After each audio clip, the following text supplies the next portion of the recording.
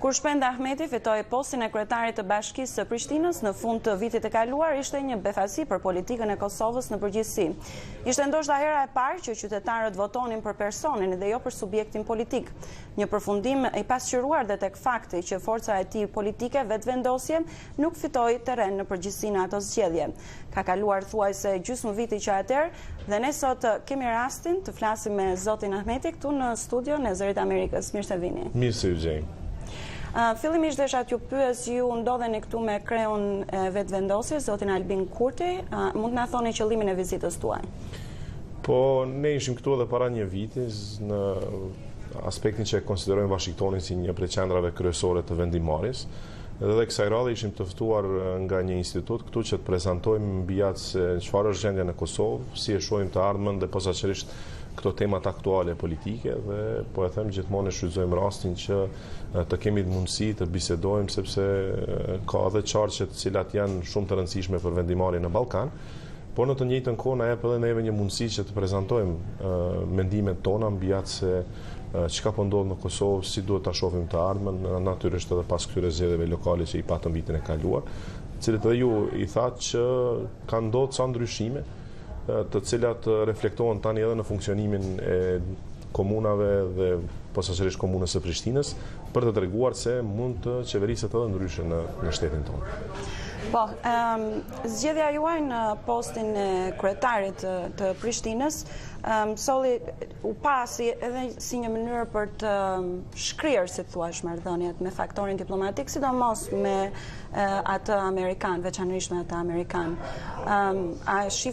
Për sa i takon vetvendosjes.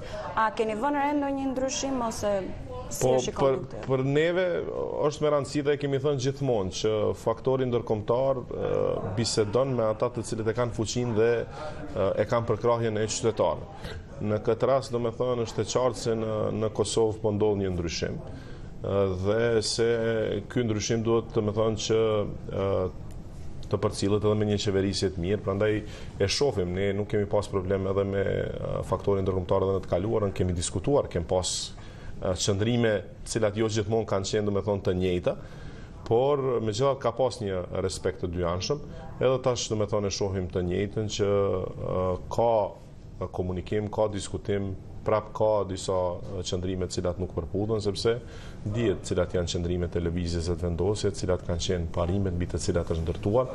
Megjithatë, po shihet se kjo që ka qenë në të kaluarën në Kosovë nuk është treguar si shumë e suksesshme, përkundër insistimeve, domethënë se kjo është mënyra siç shkohet përpara, sepse Kosova edhe sot dhe tutje vazhdon të jetë shteti më i varfër në Evropë me papunësinë më të lartë, pra nevojitet ndryshime në politikë, në qasje, në mënyrën e qeverisjes që ta luftojmë korrupsionin, të kemi një shtet më funksional, të ofrohen shërbime shumë më të mira për qytetarët, që të normalizohet shteti para se të normalizohen marrëdhëniet me të tjerët. Dhe ky ishte edhe ajo që e prezantova dje në atë tryezë, që Kosova ka nevojë të normalizohet si shtet, të konsiderohet si një shtet normal, para se të filloj normalizimin me marrëdhënieve me disa shtete të cilat kemi domethënë probleme, natyrisht është fjala edhe për Serbinë.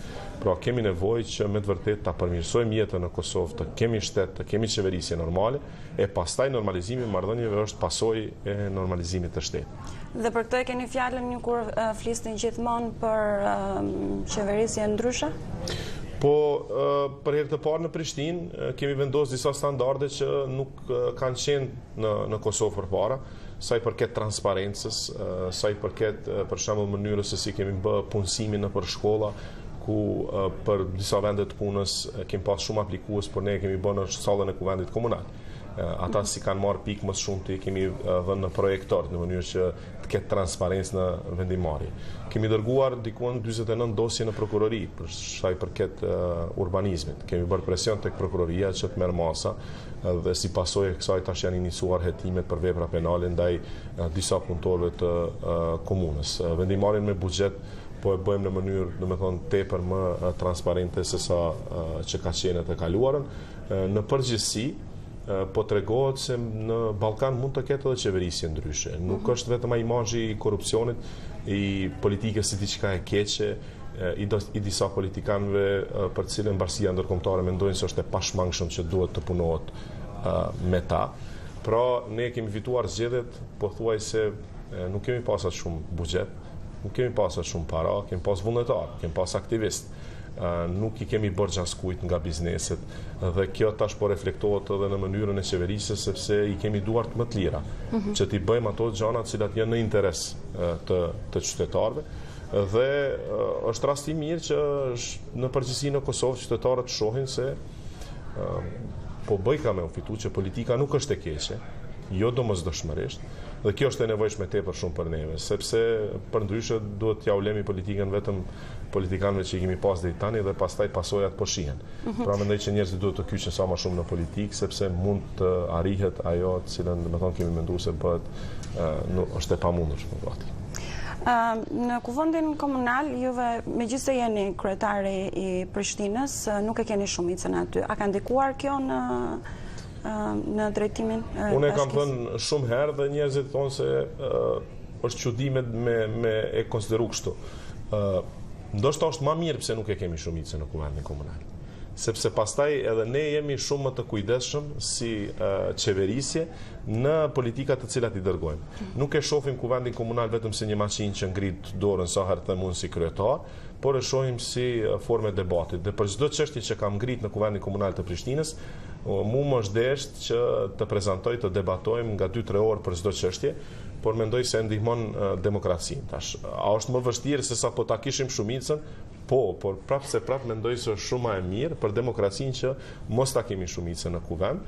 Natyrisht tash ka edhe zgjedhjet e përgjithshme që para zgjedhjeve të gjithë bëhen më të ndjeshëm ndaj kundërshtimeve, ndaj gjanave të tilla, por deri më tani nuk kem pas probleme të mëdha. Por një gjë duhet ta kuptojmë, vetëm implementimi i ligjeve që i kemi tani në fuqi do ta përmirësoj situatën dukshëm. Pra nuk kem nevojë për rregullore të reja unë nga kuvendi komunal. Kam nevojë vetëm që të zbatohet ligji dhe këtë po e bëjmë. Prandaj nuk e shoh si problem të madh, po e them është një kuvend komunal që është më kualitativ se që ka qenë i kaluari dhe si pasojë diskutimet janë më të mira. Po dhe për të zbatuar programin tuaj, sigurisht si kryetari i Prishtinës, ju duhet keni bashkëpunim edhe me qeverinë qendrore, e cila në këta kon vetëvendosjes. Si është realizuar deri tani ky lloj bashkëpunimi? Si ka qenë dinamika e marrëdhënieve? Unë nuk e kam problem që të komunikoj në mënyrë formale me qeverisjen qendrore sa herë që është në interes të komunës së Prishtinës. Jo vetëm me këtë qeveri, por me cilëndo qeveri që vjen. Kjo do të thotë se unë ngris çështje, i kritikoj kur ka nevojë. Por nuk shkoj të takohem jo formalisht në për restorante, siç ndodhin që në politikën tonë, zakonisht të takimet në mes të liderëve politik bëhen në situata jo formale, në për ambasadat të ndryshme, në për restorante. Me thonë, ne do të ngrisim institucionin, mënyrën e komunikimit formal. Ajo që unë nuk kam ndonjë takim, ndonjë çështje të fshehtë, unë kam vetëm çështje të hapura dhe publike. Natyrisht nuk pajtohem me këtë qeveri, mendoj se po nesër, po t'ikte kjo qeveri do të ishte më mirë për Kosovën, por deri në atë kohë i shty të gjitha çështjet të cilat mendoj se janë me rëndësi për Prishtinën. Gjithashtu po këtu në Washington keni diskutuar dhe për atë që e keni cilësuar nevojën normalizimit të shtetit për brenda. Çfarë doni të thoni me këtë? Po këtë e kam thënë që ne kemi për shembull ndoshta ligjet më të mira në Evropë. Kështu na janë cilësuar shumë shpesh, sepse janë kopjim i ca ligjeve të ndryshme në për shtetet të ndryshme evropiane. Mirë po implementimin e kemi pothuajse më të keqin dhe më të dobtin në Evropë. Ne kemi percepcionin më të lartë të korrupsionit në Evropë, ndërsa numri i të hetuarve dhe të akuzuarve për korrupsion është minimali që mund ta kemi në shtete tjera. Pra ne po kërkojmë normalizim të tillë që qytetarët ta kuptojnë se shteti është i tyre, se qeverisja janë ata. Jo ne politikanët të cilët tash jemi në pushtet dhe mund të sillemi si shef apo pronar të shtetit apo të qeverisjes komunale. Dhe kjo po ndodh. Unë po e shoh tani që qytetarët kërkojnë shumë më shumë nga unë se sa që kanë kërkuar nga politikanët e tjerë, por mendoj se kjo është mirë. Mendoj se kjo është e duhura që jo vetëm unë, po çdo politikan që hyn në pushtet të frigohet nga qytetarët, të frigohet kur merr vendime për paratë e tyre, sepse buxheti nuk është i imi, por është i qytetarëve. Këto janë gjëra për cilat po flasim normalizimi. Dhe vetëm atëherë dikush nga Kosova do të mund të ishte përfaqësues i mirë në dialog me kënd tjetër, sepse pastaj e ke parasysh që nuk mund të marr vendime unë për popullin tim, cilat janë në kundërshtim me interesin e qytetarëve. Po, zoti Ahmeti, ju falenderoj. Në gjithajnë këto çështjet e normalizimit. Faleminderit shumë. Ju falenderoj.